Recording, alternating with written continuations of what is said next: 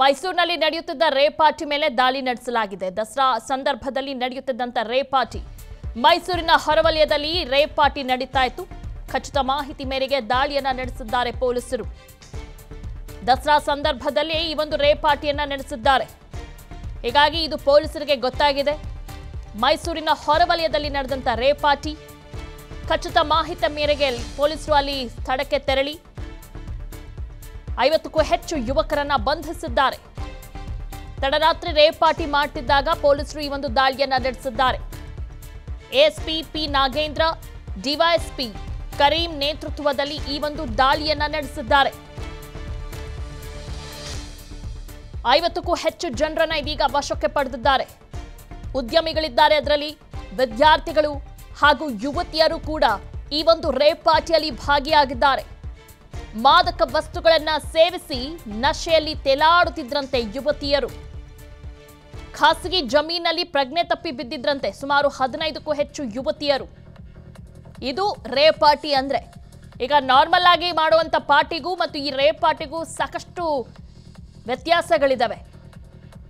ಇಲ್ಲಿ ಡ್ರಗ್ಸು ಎಲ್ಲ ರೀತಿಯಾದಂಥ ವಿಚಾರಗಳು ಕೂಡ ಇರುತ್ತೆ ಇಲ್ಲಿ ರೇಪ್ ಪಾರ್ಟಿಯಲ್ಲಿ. ಎಲ್ಲಾದ್ರ ಬಗ್ಗೆ ಡೀಟೇಲ್ಸ್ ಅನ್ನ ನೀಡ್ತಾರೆ ನಮ್ಮ ಮೈಸೂರು ಪ್ರತಿನಿಧಿ ರಂಗಸ್ವಾಮಿ. ಈ ಪ್ರಕರಣಕ್ಕೆ ಸಂಬಂಧಪಟ್ಟಂತೆ ಇಲ್ಲಿವರೆಗೂ ಎಷ್ಟು ಜನರನ್ನ ಬಂಧಿಸಿದ್ದಾರೆ? ದಿವ್ಯ ರಘುನಾಥ್, ಮೈಸೂರು ಜಿಲ್ಲೆಯ ಮಟ್ಟಕ್ಕೆ ಇದು ಅತ್ಯಂತ ಅಪರೂಪದ ಮತ್ತು ಪ್ರಥಮ ಪ್ರಕರಣ ಆಗಿದೆ. ಸಣ್ಣ ಪುಟ್ಟ ರೇವ್ ಪಾರ್ಟಿಗಳನ್ನ ಆರ್ಗನೈಸ್ ಮಾಡೋದು, ಅದನ್ನ ರೈಡ್ ಮಾಡಿ ಸ್ಟಾಪ್ ಮಾಡೋದು, ಈ ರೀತಿಯಾದಂತಹ ಪ್ರೋಸೆಸ್ಗಳು ಈವರೆಗೆ ನಡೆದಿದ್ದಾವೆ.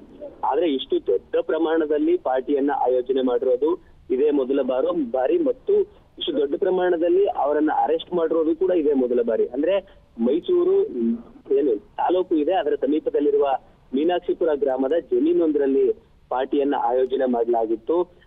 ಆನ್ಲೈನ್ ನ ಮೂಲಕವಾಗಿ ಎಂಟ್ರಿಗಳನ್ನ ತೆಗೆದುಕೊಂಡಿರುವ ಕಾರಣಕ್ಕಾಗಿ ಕೇವಲ ಮೈಸೂರಿನವರು ಮಾತ್ರ ಅಲ್ಲ, ಬೆಂಗಳೂರು ಸೇರಿದಂತೆ ಬೇರೆ ಬೇರೆ ಜಿಲ್ಲೆಗಳಿಂದ ಬಂದ ವಿದ್ಯಾರ್ಥಿಗಳಿದ್ರು. ಸುಮಾರು 150ಕ್ಕೂ ಹೆಚ್ಚು ಜನ ಆ ಪಾರ್ಟಿಯಲ್ಲಿ ಪಾಲ್ಗೊಂಡಿದ್ರು ಅಂತ ಹೇಳಲಾಗ್ತಾ ಇದೆ. ಈ ಪೈಕಿ 50ಕ್ಕೂ ಹೆಚ್ಚು ಜನರನ್ನ ಪೊಲೀಸರು ವಶಕ್ಕೆ ಪಡೆದುಕೊಂಡಿದ್ದಾರೆ. ವಶಕ್ಕೆ ಪಡೆದಿರುವ ಅಷ್ಟೂ ಜನರ ರಕ್ತದ ಮಾದರಿಯನ್ನ ಕಲೆಕ್ಟ್ ಮಾಡಿ ಅವರು ಮಾದಕ ವಸ್ತುಗಳನ್ನ ಸೇವಿಸಿದ್ರೆ ಇಲ್ವಾ ಅನ್ನೋದನ್ನ ಖಚಿತಪಡಿಸಿಕೊಳ್ಳುವ ನಿಟ್ಟಿನಲ್ಲಿ ತನಿಖಾಧಿಕಾರಿಗಳು ಪ್ರಕ್ರಿಯೆಗಳನ್ನ ಮುಂದುವರೆಸಿದ್ದಾರೆ. ಒಂದು ಕಡೆ ಸುಮಾರು 15ಕ್ಕೂ ಹೆಚ್ಚು ವಿದ್ಯಾರ್ಥಿನಿಯರು ಮೈ ಮೇಲೆ ಪ್ರಜ್ಞೆ ಇಲ್ಲದ ರೀತಿಯಲ್ಲಿ ಮಾದಕ ವಸ್ತುಗಳನ್ನ ಬಳಸಿ ಜಮೀನಿನಲ್ಲಿಯೇ ಬಿದ್ದು ಒದ್ದಾಡ್ತಿದ್ರು ಅನ್ನೋದು ದಾಳಿಯ ಸಂದರ್ಭದಲ್ಲಿ ಪೊಲೀಸರಿಗೆ ಕಂಡಂತಹ ದೃಶ್ಯ ಆಗಿದೆ.